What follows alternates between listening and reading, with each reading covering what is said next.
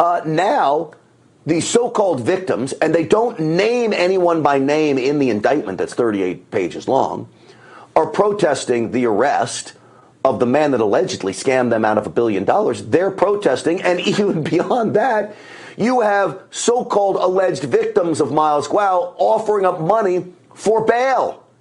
And yet, the government has denied him bail. Well, I want to bring in, from the new federal state of China, our friend, Nicole Tsai. Nicole, welcome to the program. Thank you, Grant, for having me. You're welcome, Nicole. So first off, I want to talk about the bail issue. One, you're an alleged victim. You're an investor in this GTV, an entity launched by Miles Guo. Yet you're here defending him. It seems every victim out there is defending him, even offering up bail money, and yet they're holding him. What is up with this? Well, this is a total fraud. It's a fraud not by Mr. Miles Guo, but a fraud by the SEC, by the DOJ, and the FBI. Because, hey, I'm a GTV investor.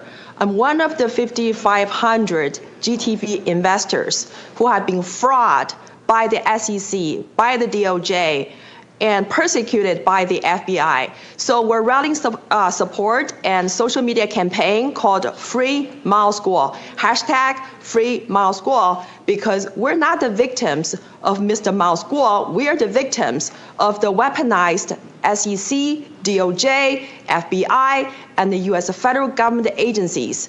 The CCP has taken complete control of the federal government agencies and used it as a tool to persecute the Chinese dissidents. We are CCP enemy number one. So the CCP would be happy. They're cheering for the successful prosecution of Mr. Miles Guo and for the persecution of all of us, the GTV investors. Nicole, this is very interesting because I'm looking, okay, they're denying bail to Miles Guo, yet the chief financial officer of Huawei, okay, the princess of China, she is allowed to be sent back to China. She's in Canada. The DOJ wants her because of what?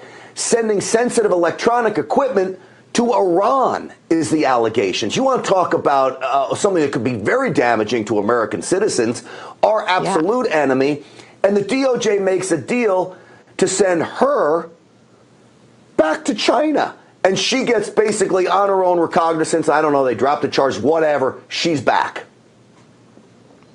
Yeah, so the real criminals are walking free. They're walking the street while the good people are being put in the jail. And let's not forget that today, the CEO of the TikTok was testifying before the U.S. Congress. And in the Washington Post, a Western journalist wrote an opinion piece defending TikTok and explained why banning TikTok on the U.S. soil was wrong. And most ironically, Washington Post also accept the CCP's money, and they did a wraparound advertisement for TikTok. We're talking about Washington Post, a prominent U.S. mainstream media. They're taking the money from the CCP and they're promoting the CCP's propaganda and surveillance tool on the U.S. soil. So in this country, there's a two-tier justice system, one for the CCP and the sellout who are in bed with the CCP, and the other one is for the rest of us. Just look at what happened to General Flynn, to the J6 people, and to the parents who have been characterized by FBI as terrorists. So I'm deeply appalled by what's happening today. It's interesting because when you sum up all of those things, combined with the CFO of Huawei being sent back to China, the darling of China, they wanted her. John Bolton had something to say about this back in the day. Let me just play his clip because he sums it up pretty well about sending her back to China. But the deferred prosecution agreement that the U.S. Department of Justice entered into with Meng Wanzhou was a concession that didn't need to be made. I think that extradition was highly likely, and I think had there been a trial on the merits, Meng would have been convicted of all the counts against her. So to give up in a circumstance like that suggests to me that that there were other considerations involved than strictly the legal considerations.